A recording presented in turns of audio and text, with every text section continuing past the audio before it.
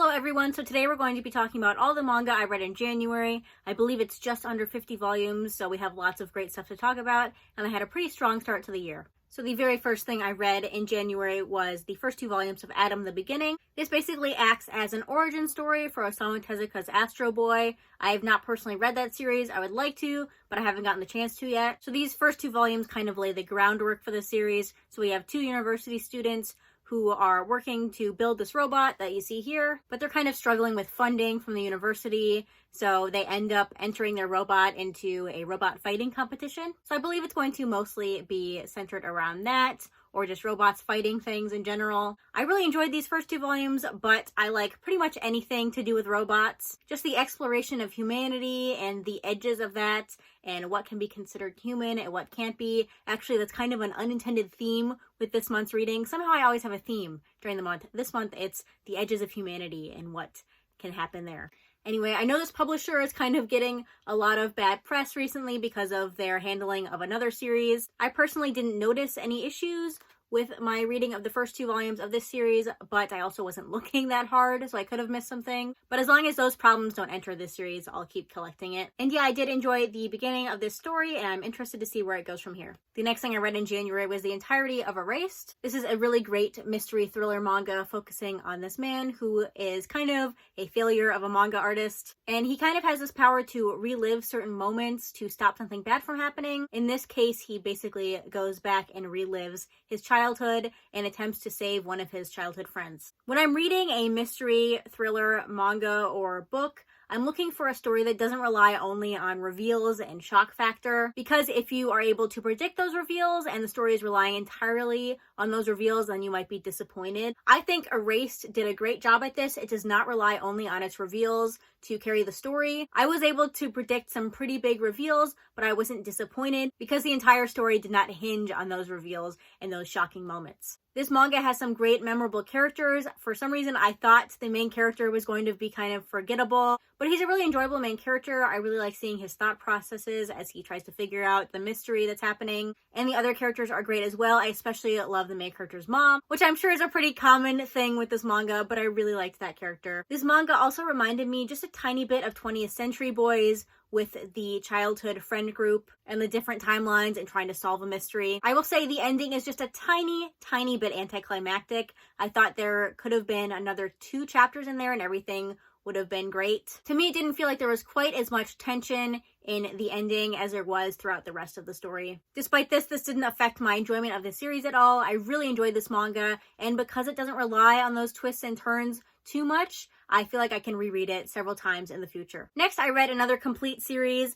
and that was Blackguard Volumes 1 through 5. This starts out very strongly with this interesting kind of zombie storyline. They're not zombies, but they're very similar in that people can be infected and become these monster-like creatures. What was interesting to me about the story is it seemed to focus a lot more on the emotional impact of living in a post-apocalyptic world where everything is trying to kill you. The main character is really focused on not being alive anymore. He doesn't want to live in this situation. So there's a lot of discussion of mental health, which is really appreciated because you don't see that too much in manga. There is lots of discussion of suicide though, so just be aware of that going into it. I also really liked the casual LGBT representation that's in here, but it did leave a little bit lacking, especially in the end. For example, there's a trans woman character, and I thought the representation there was going to be pretty well done. She's actively seeking surgery so she can continue her transition, and I thought it was going well, but then there's a moment where her friends, supposedly her friends, go along and start saying that they wish that she was a man, or they liked her better as a man, and that I didn't like that at all. And basically everything after that went really downhill. There's also a relationship between a 15-year-old girl and a 35-year-old man. It's not a very big part of the story, but it did make me uncomfortable. I don't want to read that. And everything after volume 3 is really not great, and there's only 2 more volumes left. Especially the ending. The ending is pretty much non-existent. The ending we get is 2 pages of just text that go through and explain what happens to every character throughout the rest of their lives. That is not an enjoyable way to end a story. It left me very unsatisfied. Also, some of the messaging at the end feels kind of mixed, like the author is trying to say one thing, but the story is saying something else. And I can't really go into that in too much detail because of spoilers, but it's just not very well done at the ending. I don't know how this creator's other series Devil's Line ended, but I feel like I remember that some people were unsatisfied with that ending as well. Either way, I'm probably going to unhaul these volumes because I don't think I'm going to reread it. I wish the end was as strong as the beginning, but unfortunately it was not, in my opinion.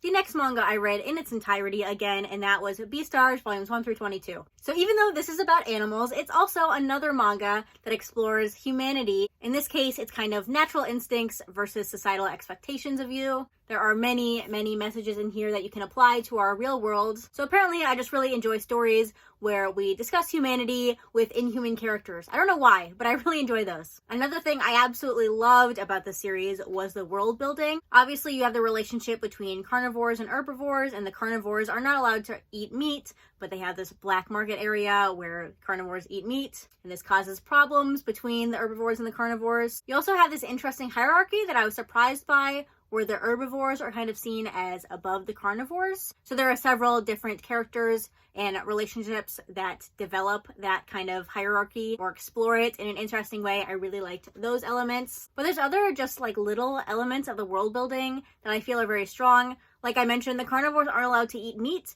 but there are chickens who produce eggs and cows who produce milk, and the carnivores can eat those eggs and the milk, and it's not taboo. There's also this entire marine world, which is just touched upon on the surface. There are so many different elements in this manga that could be explored in its own series. So I can't wait until the next couple of volumes of Beast Complex, the companion series, come out so we can see more elements of the world, because that was definitely my favorite part of reading this manga, was the world building and exploring all those different things. I also really enjoy the art. I feel like there are two main styles that I've noticed when it comes to manga artists. One is this really refined, clean art. I think of Kaiju number 8, things like that, where the art is very clean, the lines are very clean. There's also kind of sketchy art styles, like Taiyo Matsumoto, for example, very sketchy. This one is definitely more on the sketchy side of things, but I never felt like the art was unclear. Even in the action scenes, I could tell exactly what was going on. Sometimes when you have sketchy art styles, it's difficult to tell what's happening in the action scenes, but I didn't have that problem with this manga at all. I also love the expressions. Even though these are animal characters, the expressions are very well done, and you can really feel the emotions of the characters. Now, finally, I'll get to probably the most controversial part of this manga, the ending. Now, I don't know if my standards are just low or something, because I almost never have a problem with an ending. If it seems like there's an ending where people generally think it's not very well done, I will usually read that ending and think, oh, that's fine. And it's no different with this manga. A lot of people either think the ending is just disappointing or actively dislike it, and I thought it was perfectly fine. Maybe because I don't put so much weight on the ending of a manga to determine if I enjoy the series in its entirety, but I didn't dislike this ending at all. I did go and read some reviews to see what people were talking about, and I saw that some people were thinking that the ending was not wrapped up. There are lots of loose ends, but in a series like this, with a world this big, I don't want a rundown of every single character like the last series I talked about and seeing where all those characters are going to go in the future. I'm not interested in that. I would rather we leave it a little bit open-ended so the reader can decide how they think that person's story is going to go. And there's also room to explore these characters' stories in the companion series of Beast Complex. There's also other opinions I have on the ending, but talking about those here would be spoilers. So if you want to know my thoughts, go ahead and message me on Instagram and I'll talk about it with you. But I would very happily reread this in the future. I love all these characters and again, the world building, and I can't wait for Beast Complex to see what else this author does with this world. Next, I read No Gun's Life Volume 1. You'll notice I don't have it. This is like a cyborg noir series. It reminds me of Colorless, kind of.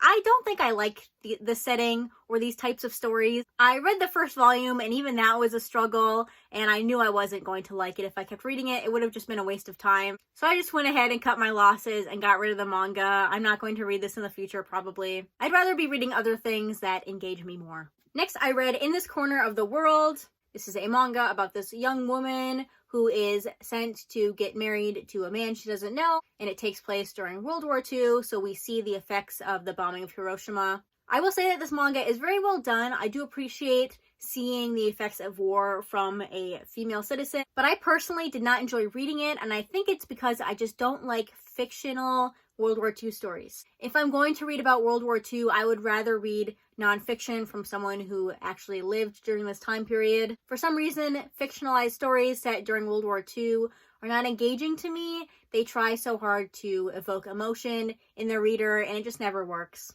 for me personally. Also, this manga is very, very slice of life. For the first 2/3 of this manga, it's basically just going through our main character's life throughout different moments. There's chapters of her washing the clothes or going shopping, and obviously these things had to happen during World War II, so that's kind of what the author is going for, but they were not personally engaging to me as a reader. So yeah, overall, not something I enjoyed too much. There is a movie, I might watch that, and I'm probably going to pass this along to someone else who will enjoy it more. Everything else in here is like one-shots or single volumes. So the first one is Tatsuki Fujimoto Before Chainsaw Man. This is a collection of 4 very bizarre short stories. If you don't like Chainsaw Man or Tatsuki Fujimoto's just absurdist humor, you're not going to enjoy these. Definitely something I would only recommend for fans of this author. I definitely like seeing what Tatsuki Fujimoto chose to write about when he was younger. I could see some of the groundwork being laid for a series like Chainsaw Man. And there's also some author's notes in here, and I always find it funny when I read a manga, I get some kind of message from it,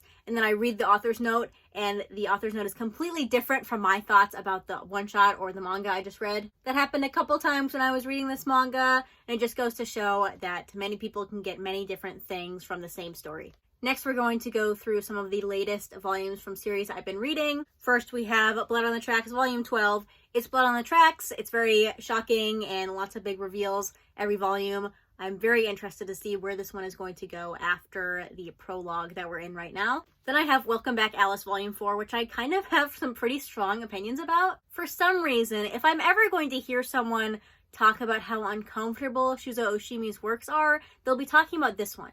And while yes, I would agree that this manga can be uncomfortable, I have read many Shuzo Oshimi works, almost all of the ones that are available in English, and they will all make you uncomfortable in different ways. So for me personally, this is not a manga that is shocking or too graphic to me because I've read Shuzo Oshimi's other works. It is a manga that depicts teenagers exploring their sexuality pretty graphically, but that isn't anything I haven't seen from Shuzo Oshimi before, so it really doesn't bother me. I mean, it's a little uncomfortable, but compared to some other ones, it's not that bad. There's also a new character introduced in this volume, and I'm very interested to see where her storyline is going to go, how she's going to affect our main trio here. Also, you have the typical Shuzo Oshimi author's notes where he overshares very personal things about his life and his childhood, and I feel like I shouldn't be reading it, but he's sharing it, so I am reading it, and you kind of see how that affects the story that he's writing. But yeah, I would say this is one of the more thought-provoking Shuzo Oshimi works that I've read.